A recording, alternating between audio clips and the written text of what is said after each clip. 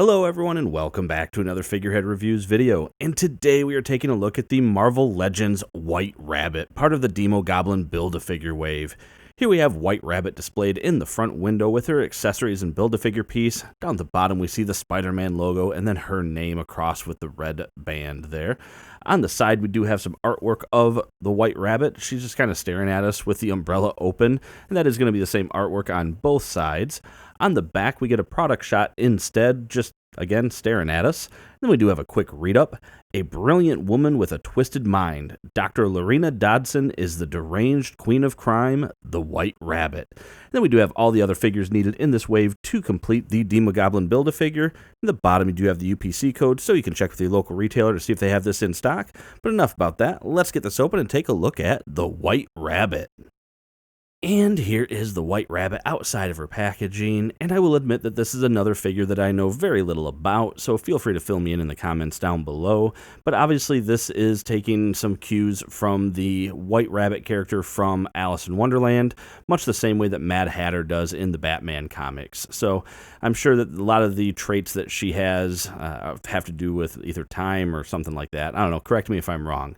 Overall, the character design is pretty unique. When we get the bow tie around her neck, we get the clock across her waist, then we get the furry boots, which at first I thought might be the same as the boots that we saw with the newer Black Cat figure, but these are different. I don't know if they are unique, I didn't look around, but they are definitely different from the Black Cat one.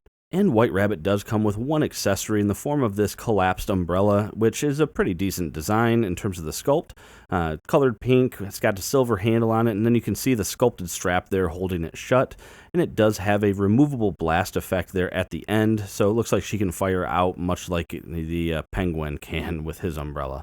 Now, when standing straight up, White Rabbit is coming in at 7 inches tall, which makes about 17.8 centimeters, and that, of course, is to the tip of her ear. If we measure to the head, it's like 6 1/4, but I figure we might as well measure the full height. But since she does not come with any other accessories, just her Build-A-Figure piece, which we will look at a later time, let's go ahead and jump in here and get a look at the paint and sculpt on White Rabbit. And getting up close here, we can see a pretty generic looking head sculpt. I mean, it doesn't look bad, but it doesn't really stand out in any way. Of course, it's pretty much concealed by a lot of paint here, which we can see the eyes are a little bit too low to where it's sculpted on, but it looks like they are meant to be a bit oversized anyway, so it looks like they maybe wouldn't have fit anyway. Whiskers look good. The pink nose looks like it's centered pretty close, like looking at the nostrils. Yeah, it's not bad. And then we get a little bit of a sparkle in the lipstick there. So pretty decently painted. The sculpt itself, like I said, is pretty standard. I wouldn't be surprised if upon closer inspection this was the same sculpt as like either a Sue Storm or something like that.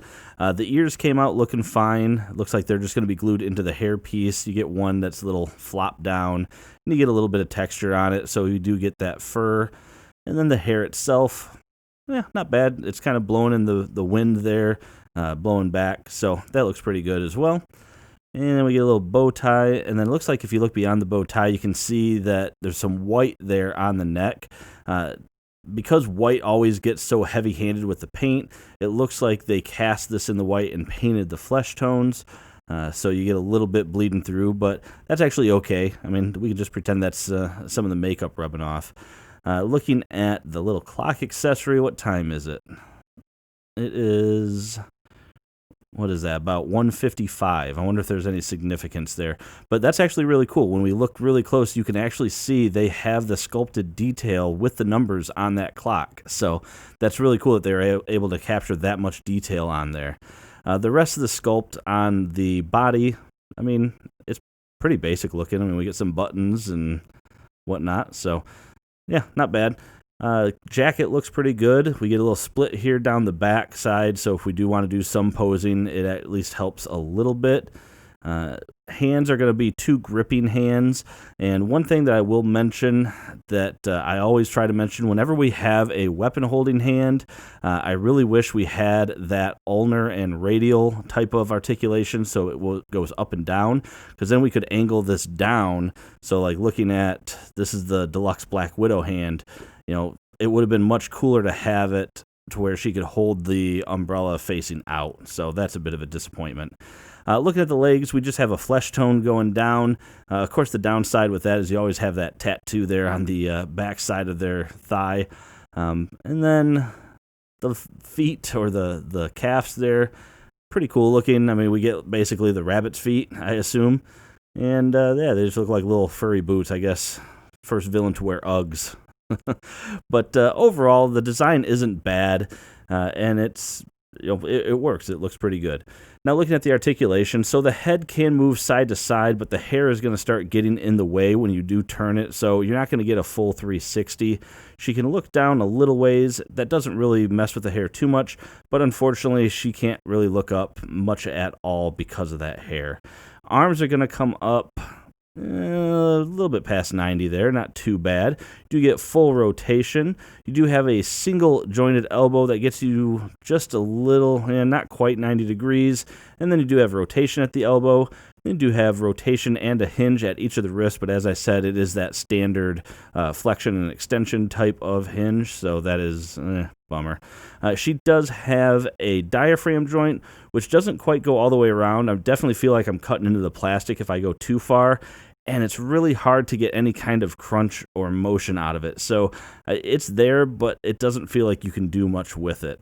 Legs can kick up about that far, back not much at all. She does have an upper thigh cut, double jointed knees. She does have a boot cut there as well, and then she has a hinge and ankle pivot.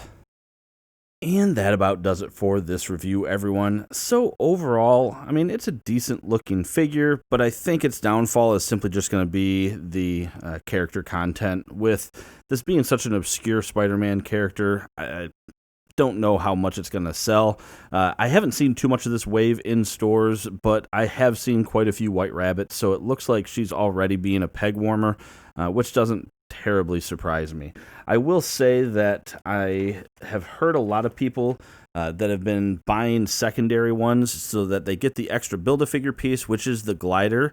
That way they can use that glider with the Red Goblin, or I'm sorry, with the Red Goblin figure. So maybe she'll sell more because of that, and just people picking her up maybe on clearance or something like that when it happens.